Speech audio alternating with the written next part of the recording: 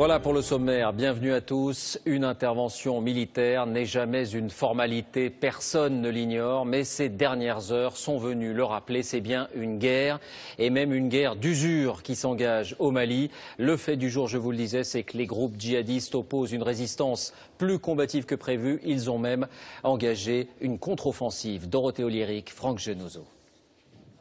Voici les toutes premières images des dégâts provoqués par les raids aériens menés par la France.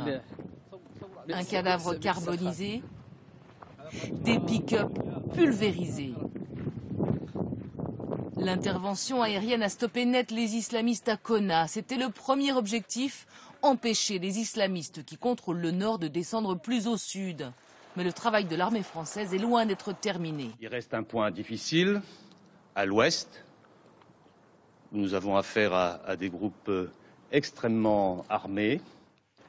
Dans l'ouest du pays, précisément, ce matin, un groupe de combattants islamistes a pris le contrôle de la petite commune de Diabali.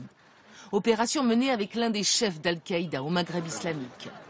Des combats avec l'armée malienne ont rapidement tourné à l'avantage des islamistes.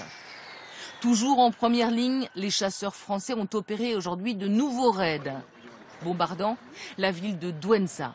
Selon plusieurs témoins, les islamistes avaient déjà quitté la ville. Difficile de savoir quelle est la situation dans le nord du pays, tenu par les djihadistes. Hier, l'aviation française a ciblé deux des principales villes du nord, Gao et Kidal. Depuis Bamako, cet homme appelle un proche à Gao. Vers midi, quand je reçus un petit de l'hôpital, il m'a dit que parmi les blessés, il y a eu encore 9 morts. 9 morts d'entre les blessés qui sont à l'hôpital. Les gens commencent à respirer la liberté à plein poumon, à plein poumon. À plein poumon, et il n'y a pas d'inquiétude. Il n'y a pas d'inquiétude. Les jeunes sont sortis hier dans la rue pour fumer. Parce qu'il y a 2 jours de cela, fumer vaut à quelqu'un d'être lapidé en public. Hier après-midi, sur la ligne de front, un des chefs de l'armée malienne encourageait ses troupes, déjà galvanisées par l'intervention française.